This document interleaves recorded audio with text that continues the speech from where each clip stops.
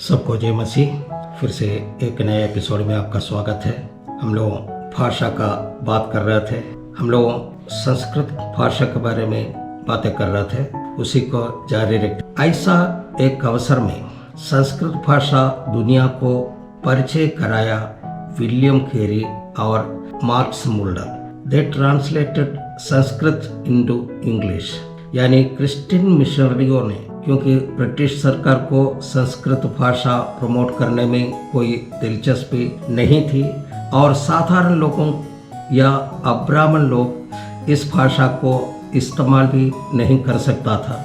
ऐसे स्थिति में संस्कृत भाषा एक मरा हुआ भाषा था, उसको आगे बढ़ाने में केवल मिशनरी लोग ही था और उन्होंने वह काम किया। क्रिश्चियन मिशनरियों ने संस्कृत भाषा दुनिया को परिचय कराया और प्रमोट करने का काम किया है।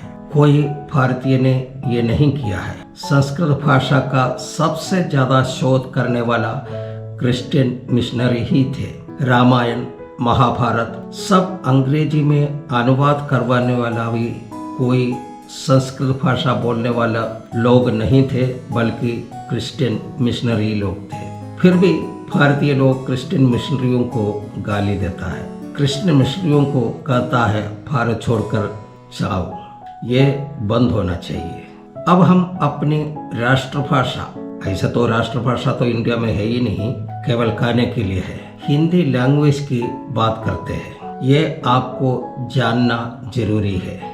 भारत का संविधान में ऐसे राष्ट्रभाषा बोल करके कोई भाषा है ही नहीं। हमने गूगल में सर्च किया है तो ऐसे गूगल का आंसर यही था, there is no one national language in India. Answer, according to article 343 within bracket 1, the official language of the union shall be Hindi in Devanagari script. इसका मतलब है कि इंडिया में कोई राष्ट्रभाषा है ही नहीं है।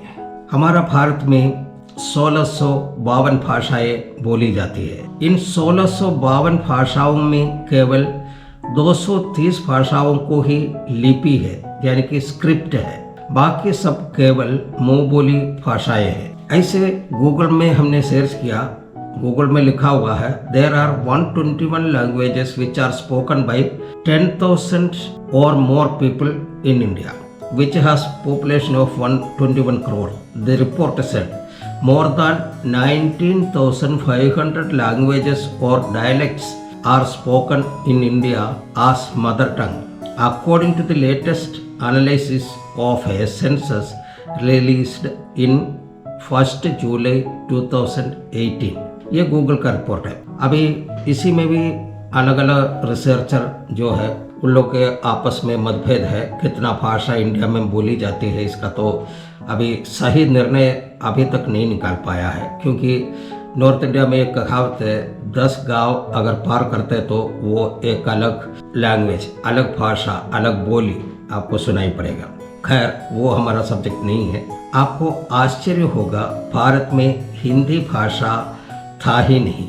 उत्तर भारत में स्थानीय मुंह बोली भाषाएं, लोकल स्पोकन लैंग्वेजेस, उसके अलावा केवल 5 भाषा का इस्तेमाल होता था। वे है हिंदुस्तानी भाषा, उर्दू भाषा, फारसी भाषा, अरबी भाषा और संस्कृत भाषा। ये 5 भाषा का इस्तेमाल यहाँ पर करता था। ये सब भाषाओं को छोड़कर कोई अन्य भाषाओं को भारतीयों ने या कोई अन्य देशों से आया हुआ आर्यन्स लोगों ने बढ़ावा नहीं दिया। संस्कृत भाषा बोलने वाला ये ब्राह्मण लोग कहते थे कि संस्कृत छोड़कर बाकी सब भाषाएं म्लेच्छ भाषा है, यानी कि घृणित भाषा है, अबोमिनेटेड लैंग्वेज।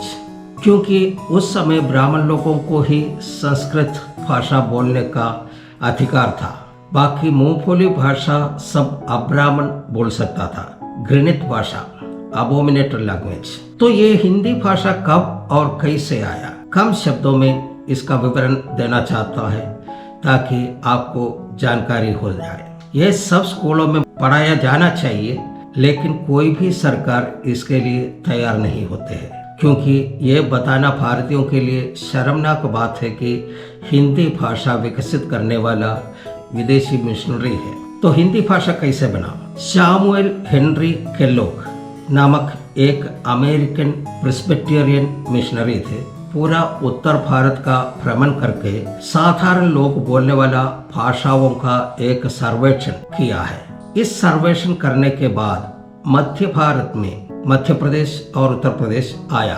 यहाँ पर उन्होंने देखा कि हिंदुस्तानी भाषा और उससे मिला जुला भाषा बोलने वाला करीब 12 समूह है।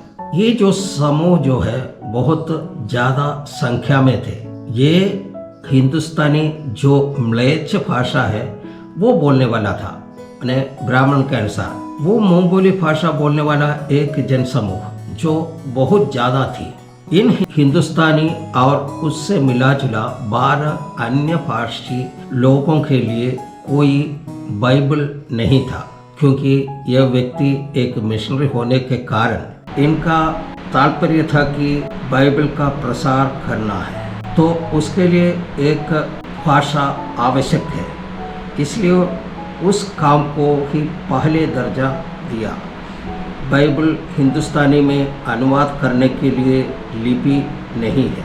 उसके लिए इन्होंने काम करना आरंभ किया। उन्होंने सोचा हिंदुस्तानी भाषा और उससे मिला जुला करीब 12 भाषाएं जो म्लेच्छ भाषा है, घृणित भाषा है, अबोमिनेट लैंग्वेज है, मुंह बोली भाषा बोलने वाला बहुत ज़्यादा जनसमूह है। इन सारे लोगों के लिए एक सार्वजनिक भाषा यानी कि कॉमन लैंग्वेज को बनाया जाए। शैमुअल हेनरी केलॉग ने इस जगह में रहकर हिंदुस्तानी और उससे मिला जुला 12 अन्य बहुमूली भाषाओं को सीखा। हमें इस बात को ध्यान में रखना होगा कि 13 भाषा सीखना कोई आसान काम नहीं है। मध्य प्रदेश और उत्तर प्रदेश और उससे सटे हुए 3-4 स्टेट में फैला हुआ है। यह कोई छोटी इलाका नहीं है और इन जगहों में घूमकर उन सारे प्रादेशिक भाषा सीखना, वह भी उस समय जिस समय कोई भी यातायात व्यवस्था नहीं था, कोई संचार व्यवस्था नहीं था, ट्रेन नहीं था, बस नहीं था, कार नहीं था। ऐसा समय में एक एक गांव में, कस्बे में, शहर में रहकर भाषा सीखना, वह सब अभी हम कल्पना भी नहीं कर सकते। लेकिन शैमुअल हेनरी केलॉग ने बहुत कष्ट सहकर ये सब भाषाएँ सीखी। उसके बाद ये सारे भाषा मिलाकर हिंदी भाषा का रूप कल्पना की और कई साल के कठिन परिश्रम से उस हिंदी भाषा के लिए लिपि स्क्रिप्ट तैयार किया और एक काम भाषा का रूप में इसको विकसित किया। वैसे भारत को अभी हम बोल सकता है एक राष्ट्रभाषा मिल गया। उस हिंदी भाषा को समय समय पर नवीकरण भी करते रहे। अभी आप बड़ी गर्व के साथ में कहते हैं हिंदी हमारा राष्ट्रभाषा है। ये भी एक विदेशी मिशनरी का देन है। उस समय का पढ़ा लिखा ब्राह्मण इसके लिए प्रयास नहीं किया, न अन्य कोई भारतीय इसके लिए मेहनत किया तो विदेशी मिशनरियों ने।